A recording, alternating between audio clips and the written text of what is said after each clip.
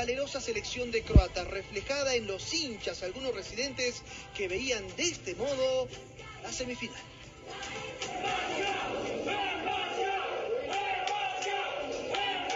Con toda la actitud, residentes croatas apoyaron hasta el último minuto a su selección en el partido contra Argentina. Sufriendo hasta el final, pero siempre creyendo en nuestro equipo, lo dejaron todo, dieron todo, orgullosos porque realmente así se tiene que jugar, llegar hasta el final con honor. Emocionados, destacan el esfuerzo del equipo para poner al país al frente. Croacia geográficamente es la 20ª parte de Bolivia, es un puntito en Europa. Tiene una población de 3.800.000 habitantes. Ese pequeño país pone cada mundial a su equipo en la semifinal. Así que hay tristeza, pero muchísimo orgullo. Dicen que seguirán alentando con fuerza para obtener el tercer puesto. Hemos perdido este partido, pero la selección croata es una gran selección. Estamos entre los 4 mejores del mundo. En el anterior mundial hemos sido subcampeones, obviamente orgullosos. El fútbol es así. Y estoy orgulloso de los Battery porque hasta el último segundo no se han rendido ni se han sentido menos. Ese es el espíritu croata.